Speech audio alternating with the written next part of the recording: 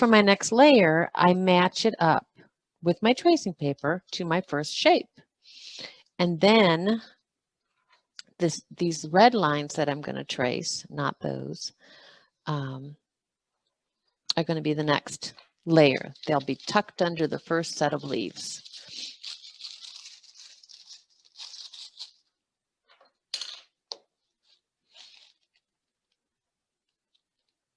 It's another reason to trace. You can make your mistakes on your tracing paper.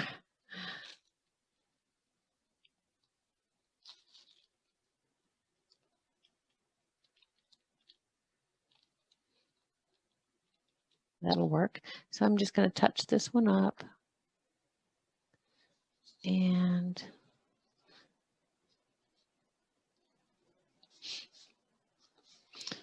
okay, so I haven't created any new negative or captured negatives except for maybe this space and this space, I guess.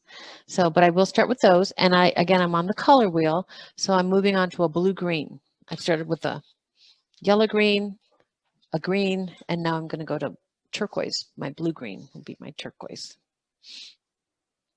This is Memory Blue, I believe, turquoise. You don't need a whole lot. So I get my little brush full of paint.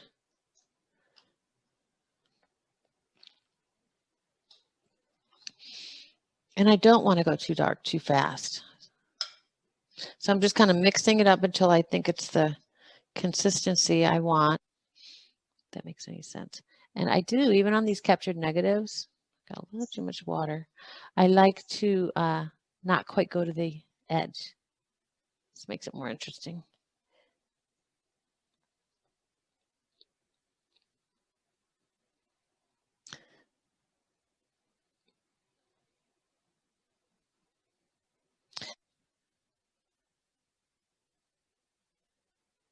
And sometimes I'll use that squirt bottle, and sometimes I'll just take a wet brush and just niggle it.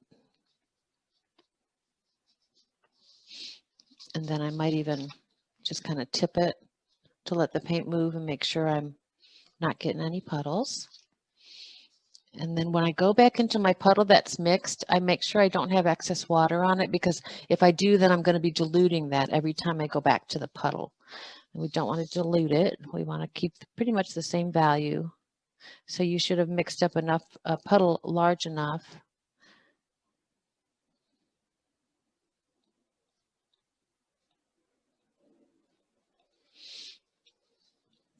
for the whole piece.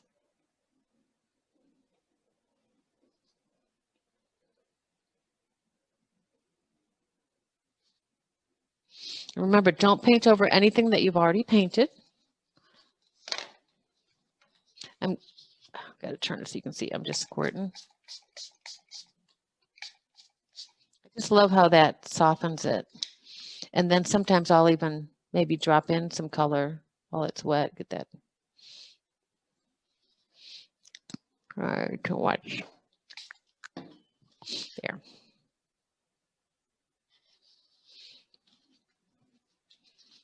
And just. You notice I'm not dabbing the paper. All I do is let the wetness go to the edge. I'm going to need a new paper towel. Okay.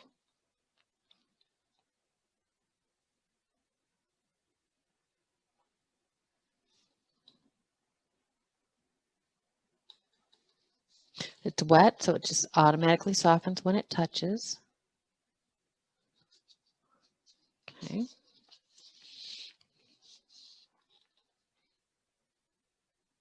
This is wet. It's dangerous, but I'm keeping an eye on it. As long as it's wet, I can soften that.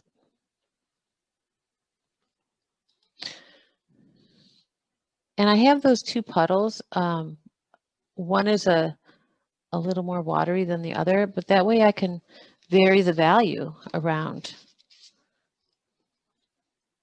the piece to get my interest. Okay. I'll tilt it sometimes just to protect it from having backruns. Okay.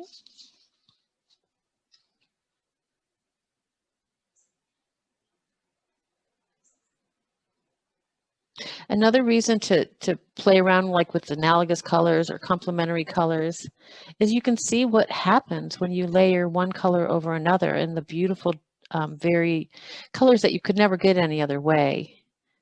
You know, it's not the same as when you mix them on the palette, when you glaze them or let them mix on the paper.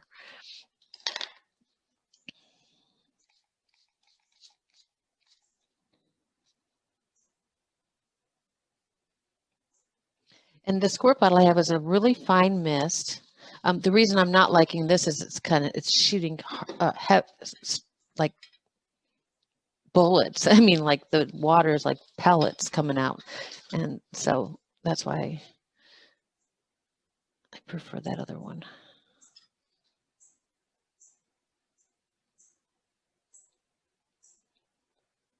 So when I'm at home and I'm working, so right now I've got probably 4 or 5 portraits going because I've been really into painting portraits and I really enjoy that.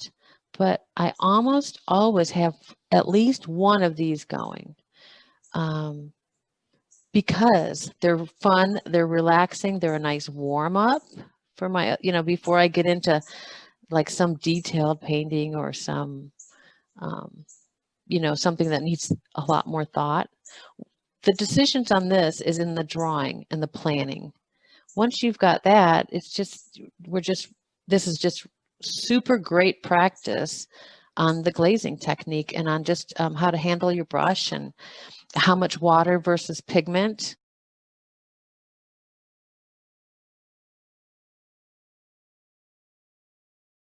Maybe I'll take a little off the brush.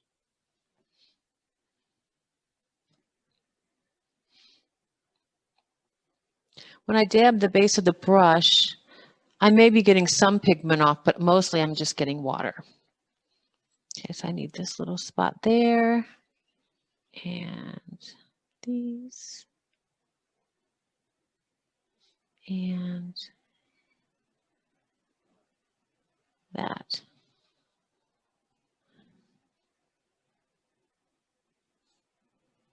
Just trying to get some of that excess water off without taking the pigment off. I think that'll work. Okay.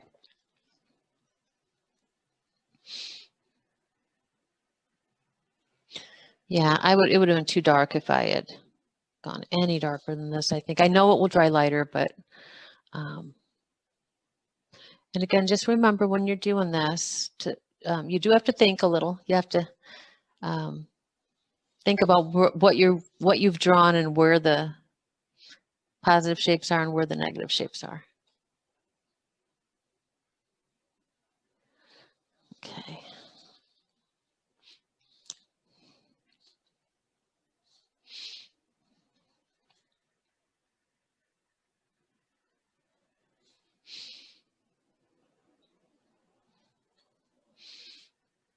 So again, you might want to look up, Susan Crouch has a video. Of course, they all have videos, I suppose. Brenda Swenson is another one. She does beautiful negative painting. In fact, one of my students for my portrait class, she paints with Brenda Swenson. I'm like, why are you taking my class? They live right near each other. I guess they're friends. Did you say Brenda Swanson? Swenson, Swensen.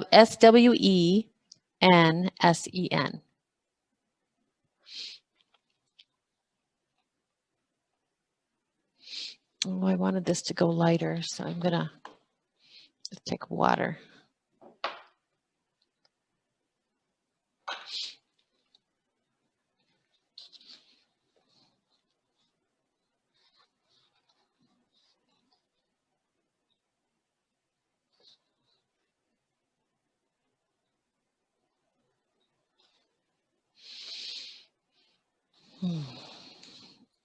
Okay, yeah, I like that. I might do that here too.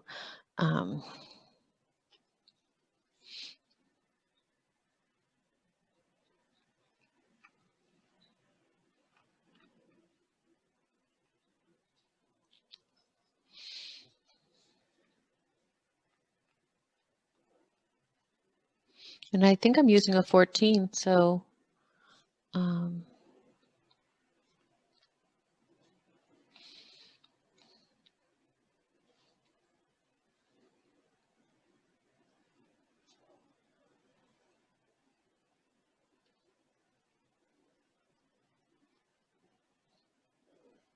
I purposely didn't let that stem go off the corner. So kind of think of that about that kind of things. That's one of those rules, you know, which actually it's a good rule. You know, you don't want a point going straight off a corner. The other thing is your shapes on the edge, have them varied, like not exactly, these are pretty close, but I wouldn't want it to be an inch, an inch, an inch, an inch, an inch. You know, you want to vary them on each side. So as you start to get to these bigger layers, or these more, you know, the later layers, that's also something to think about. But I turned this because I did not want that going off the page. Just want to get that wet. I went over the stem, and I can do this and lift it right off and fix it while it's still wet.